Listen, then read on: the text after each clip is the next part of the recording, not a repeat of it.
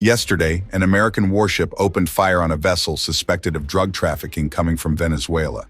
The assault took place in international waters, south of the Caribbean Sea. A spectacular and unprecedented attack, claimed by U.S. President Donald Trump, who said he personally supervised the operation live from the White House. The footage, filmed in infrared by the military, shows a small vessel navigating off the Venezuelan coast. Seconds later, U.S. forces fire and bombard it. The boat is destroyed.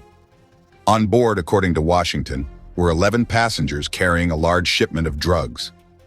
"Many will not try again after watching this video," declared Donald Trump in a tone of firmness and defiance. But this action raises sharp legal questions. Experts in international law remind us that a ship without a flag can be considered a pirate vessel and inspected by any state. However, destroying such a vessel and killing its passengers is strictly prohibited under international conventions, a boundary Washington seems to have crossed. For Donald Trump, on the contrary, half measures are no longer acceptable. In his crusade against drug trafficking, he believes all means are now legitimate. Venezuela is at the center of his offensive. Trump directly accuses President Nicolás Maduro of leading a vast drug trafficking network, an accusation Caracas firmly denies. Yet Washington stands by its actions. For weeks, the U.S. Navy has deployed several warships in the Caribbean. 4,000 Marines are now mobilized to patrol, intercept, and if necessary, neutralize suspicious vessels. The message is clear and brutal. For traffickers, the threat is no longer just arrest and trial, but immediate elimination. Patience is over, the White House insists, presenting this strategy as a direct response to the influx of narcotics from Latin America.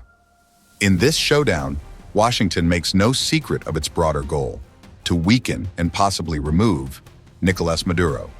The United States has even placed a bounty on the Venezuelan leader's head, offering up to $50 million for any information leading to his arrest. An unprecedented reward, underscoring Trump's determination to merge the fight against drugs with a political and military offensive against Caracas. This American show of force is striking, but it also risks inflaming tensions. Beyond Venezuela, the very foundations of maritime international law are now in question. If Washington claims the right to destroy a vessel and execute its passengers in international waters, other powers may be tempted to do the same. A dangerous precedent, observers warn, that could spiral into uncontrollable escalation. Donald Trump, however, remains unapologetic. In his speeches, he vows to stop at nothing to protect the United States and to use the full weight of American military power to put an end to what he calls a silent invasion through drugs. The message is therefore twofold: to deliver a bloody warning to traffickers and to increase the pressure on Caracas.